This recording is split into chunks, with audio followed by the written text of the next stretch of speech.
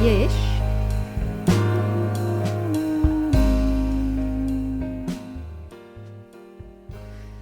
Eine Spur im Schnee. Es ist wieder eine besonders kalte Nacht. Und die Aare liegt still und weiss wie unter einer dicken Schneedecke da. Der Lulu kuschelt sich im Kinderzimmer in eine warme Decke, während der Robby aufgeregt hin und her watschelt. «Hörst du das?» fragt der Robby plötzlich und spitzt die Ohren. Der Lulu streckt den Kopf aus der Decke raus. Es ist unheimlich still, aber näher ein leisliches Geräusch, als würde jemand durch den Schnee tapsen. «Was könnte das sein? Oder besser, wer könnte das sein?» fragt sich der Robby gewundrig. «Miau, das finden wir raus», sagt der Lulu entschlossen. «Mach dich parat, Robby.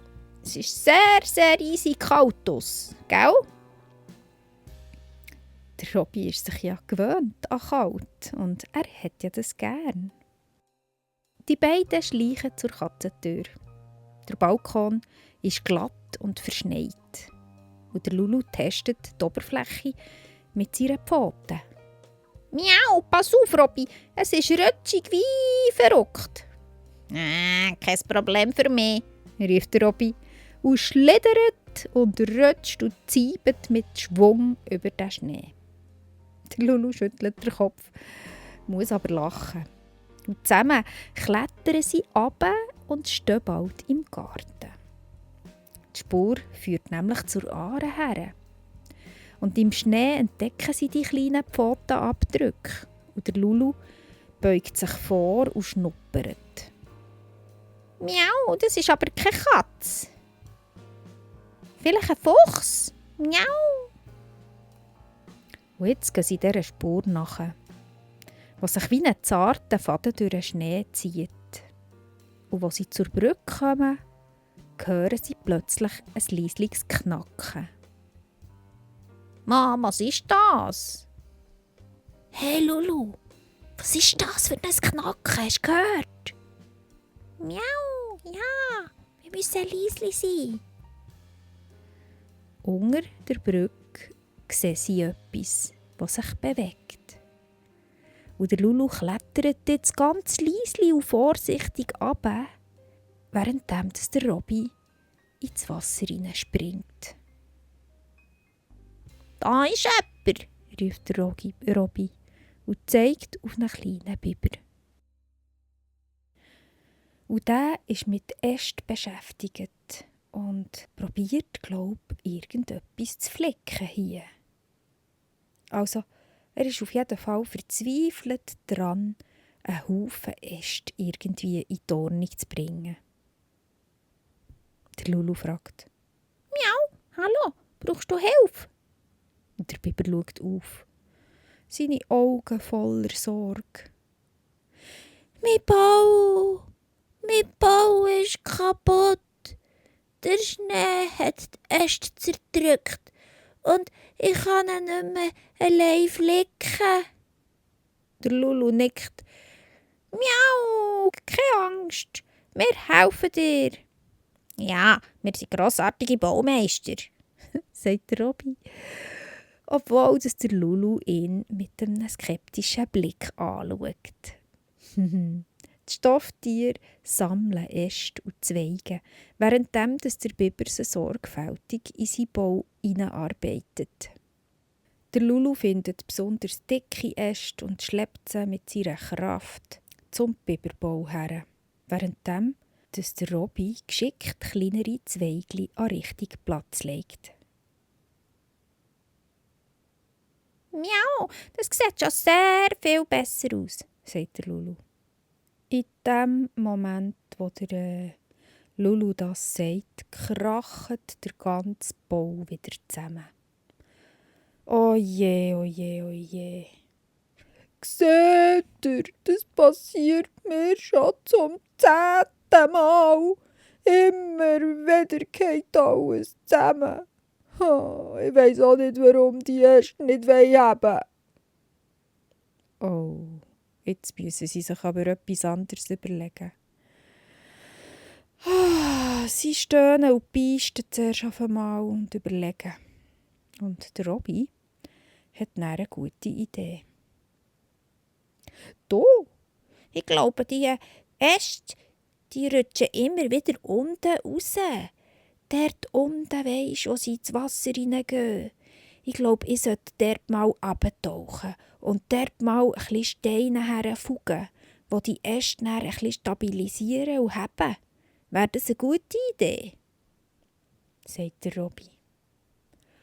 Oh, das tönt nach einem super Plan. Merci vielmals, dass du das machst. Sagt der kleine Biber.